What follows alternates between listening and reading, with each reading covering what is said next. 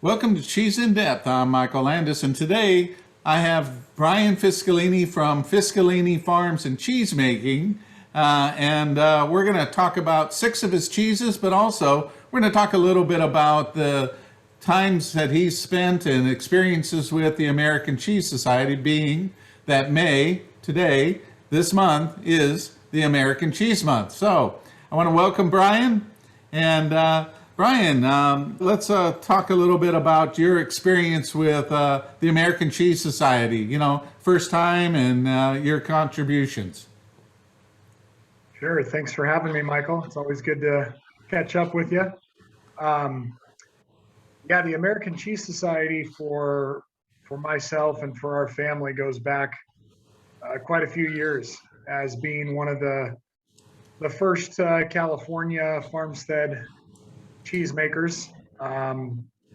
It was a really neat experience for me. I was a teenager. I think the first ACS that I went to, a lot smaller back then. We're talking 20 years ago.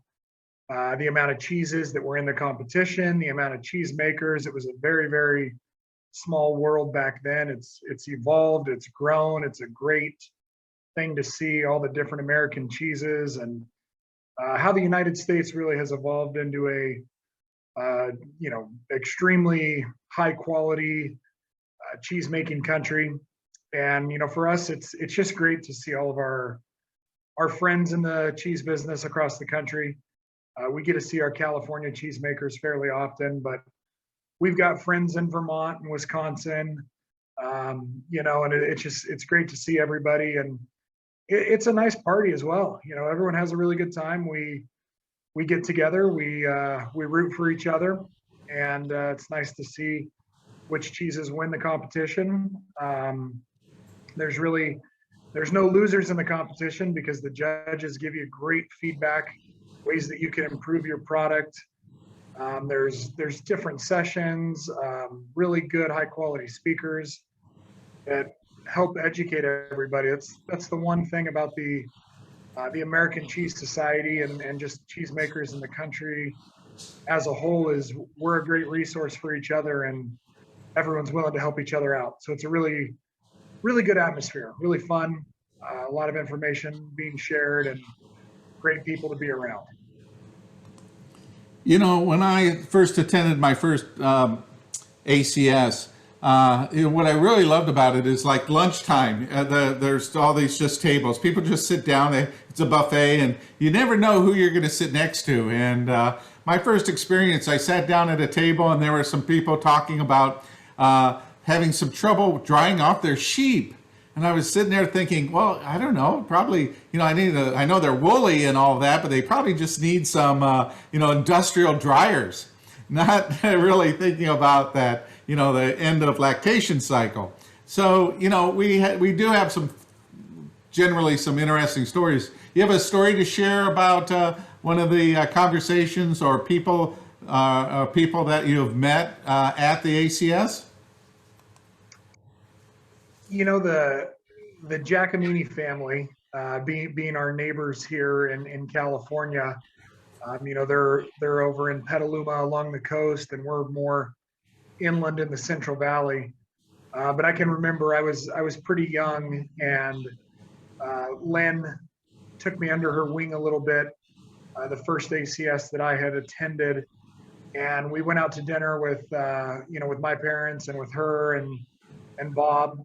And I can just remember, the stories that my dad and Bob were sharing across the table, just how they'd known each other, and our families had known each other for generations, and very similar beginnings, starting out as traditional dairy farmers that sell their milk to a creamery that takes ownership of the product and then markets it, and how we transition, both of us and very similar timelines of when we started making cheese. It was just really neat to see, two different generations at the same table with such a similar story.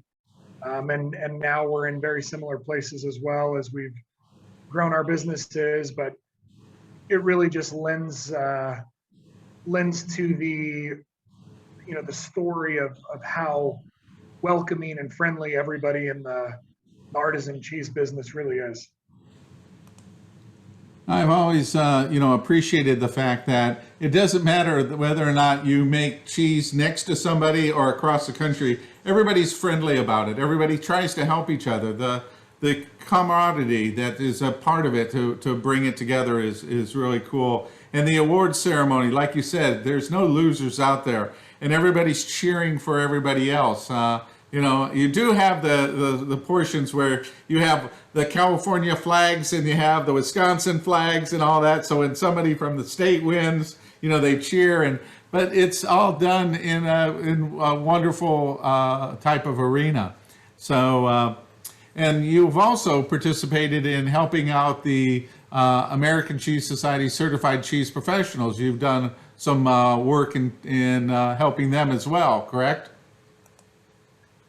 Yeah, obviously a big part of the ACS conference is the individuals that are going to launch into taking the certified cheese professional exam.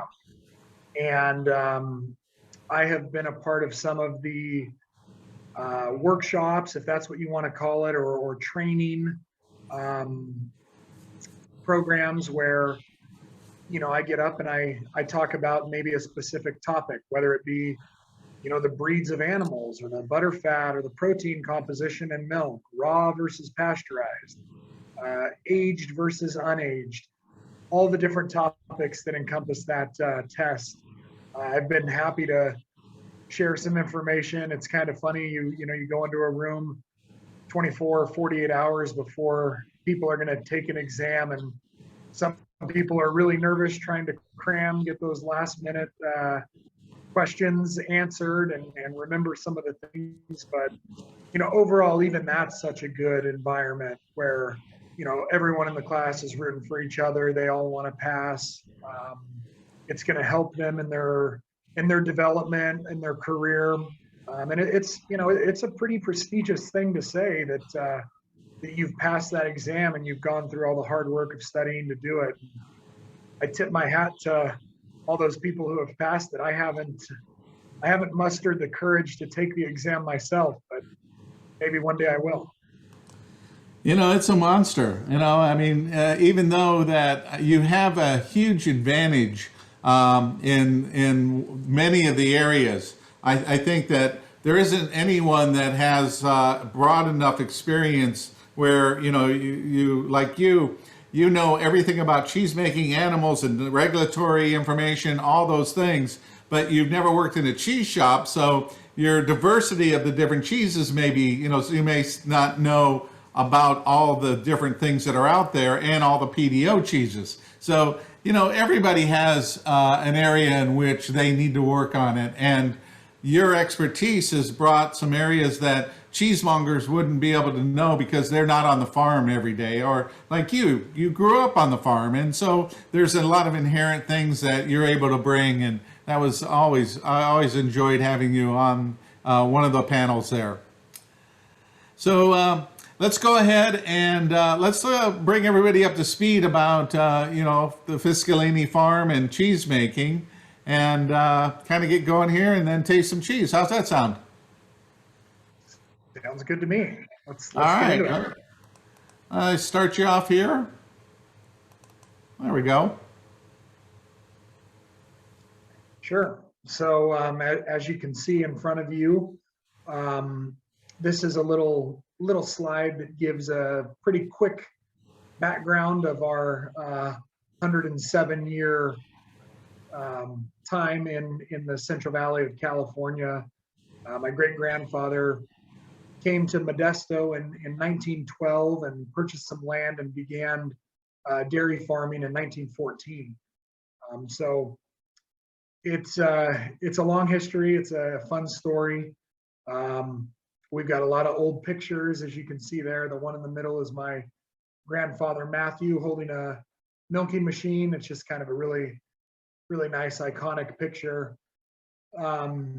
And we have been traditional dairy farmers for a long period of our history.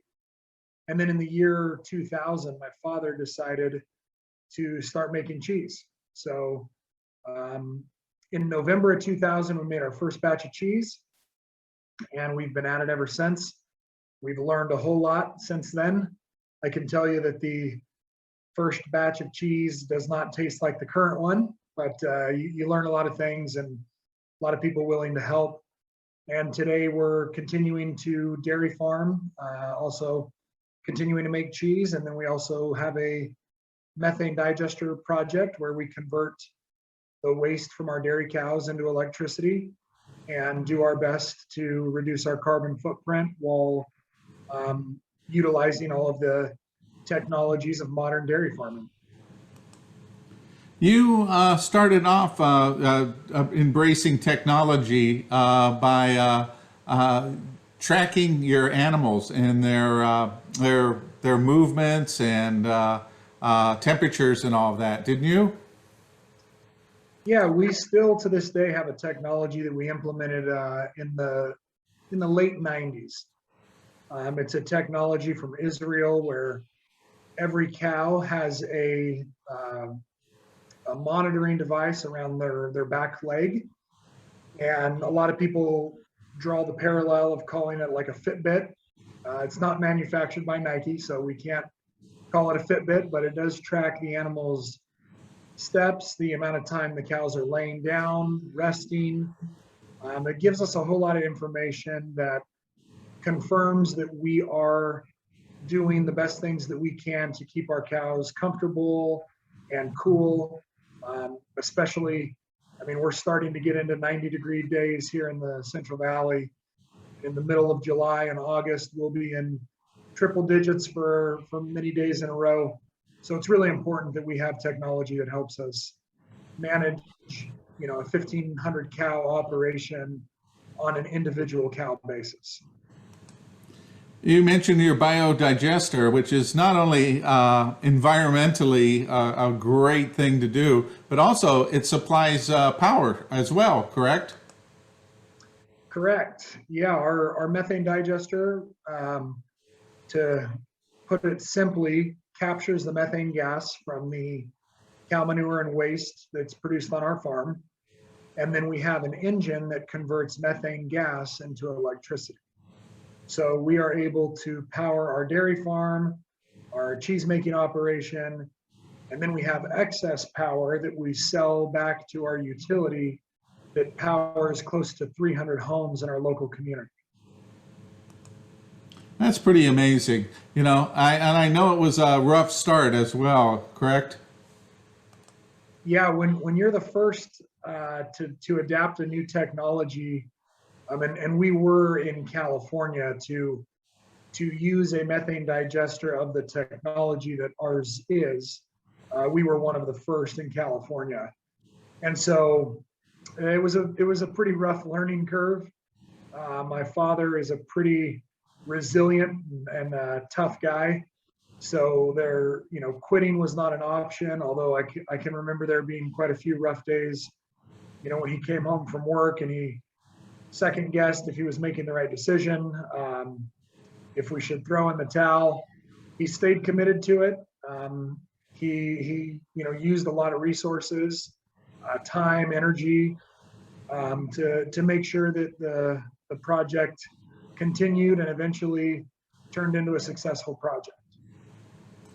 Well, let's talk about your team and your dad. Yeah, so my father is the founder of our cheese business. I mentioned earlier that my great grandfather started the dairy farming operation. My dad started the cheese business back in 2000, and then our methane digester in 2008, 2009, when we were building and finalizing that project. You can see there in the picture, my sister and myself. So we are the fourth generation team that is managing the business now. My father, I don't know that you can ever start a business from the ground up and ever be fully retired, but he's enjoying sitting back a little bit more and watching us run the business and being a great resource when we need his help and his experience. But we also have our head cheesemaker, Alex Borgo, who has a really interesting story himself. You know, he himself is a fourth generation cheesemaker. His family has ties back to Europe, and now they make cheese in Canada. And then our most recent addition to our team is Dr. Brian Welly, who is a veterinarian who oversees all of the dairy herd management activities. Well, you went to college for cheese making, didn't you? I actually went to college for agricultural business. So my sister and I both went to Cal Poly, San Luis Obispo. We both graduated with degrees in agricultural business. Then I went to work outside of California for some dairy operations in the Midwest. And then after doing that, I went back to school and I got my MBA from the University of the Pacific in Stockton, which is just down the road from our dairy farm. But you spent some time learning cheese making, correct? I mean, besides hands-on, just dabbling, didn't you? Yeah, you know, I went to, when I was at Cal Poly, one of my jobs was actually making cheese. So I made cheese at the Cal Poly Creamery there, came back to the business. You know, I was one of our very first cheesemakers. I was a sophomore in high school when we made our first batch of cheese. And so there was one other cheesemaker named Tom and myself. He and I attempted to make cheese and we followed some recipes the best we could. Then my father hired Mariano Gonzalez back in 2001. He really whipped us into shape, told us what we were doing wrong, really helped us make some great cheeses. And now our team is being led by Alex Borgo and his cheesemakers that are continuing to do things the way that my father intended, which was to attempt to make some of the best cheeses in the world. So we're staying true to that commitment and hoping to win more awards and develop our cheeses and make some new ones and just share our products with everybody that we can. Yeah, you guys have done a lot of really amazing cheeses throughout the years, and I did enjoy the time that I spent there making cheese with you, with Mariano at the time, and there's a lot of respect that you learn when you are making them, especially those 45-pound wheels of cheddar that are filled with whey and everything, and quite the experience. It's hard work. Yeah, it really is. definitely is. It is. I don't, and it's never ending. It's, the amount of time that requires, to get it from the beginning all the way through the end, and then of course aging as well. So, all right. So, anything else you want to say about the farm before we jump into some cheeses? No, let's dive right in.